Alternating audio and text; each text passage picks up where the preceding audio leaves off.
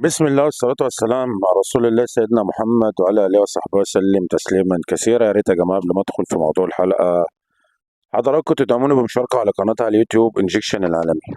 طبعا اضرب جيس، اوعى تفسي، اوعى تيجي علينا تمسي. طبعا امبارح الزمالك ما لعبش المباراة، فده طبعا بيدل على ان الناس ديت اجياص،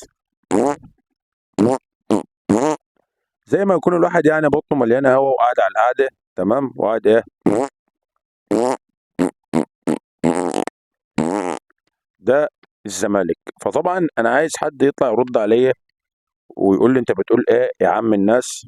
هقول لك انت ارخص الناس وملكش عزم. ليه بقى؟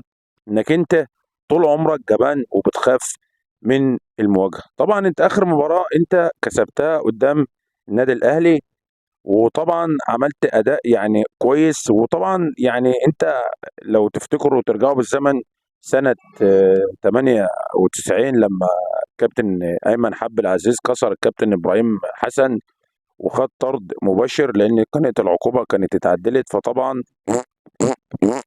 كان ماسك الزمالك فاروق جعفر، وطبعا خد قرار الانسحاب بناء على ان في انقسام بين ان هو ياخد القرار وبين الكابتن احمد رفعت ومجلس اداره نادي الزمالك في وقتها. فطبعا كل الناس الزملكاويه اصلا، يعني انا ده حتى الناس اللي موجودين اللي هم جوه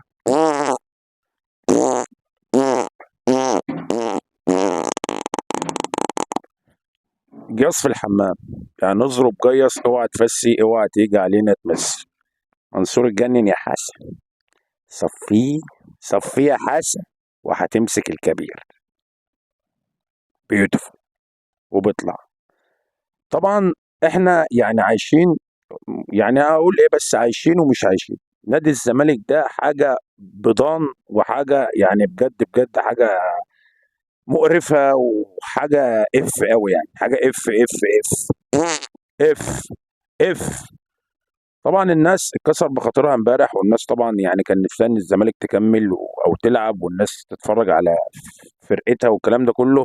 طبعا انا يعني في حاجات كتير اتقالت، بس طبعا احنا لنا فيديو تاني نقدر نتكلم فيه بشكل اوضح، ونتكلم فيه على نادي الزمالك والبيان اللي هو نزله، واللي هو مش عايز يلعب، ولان هو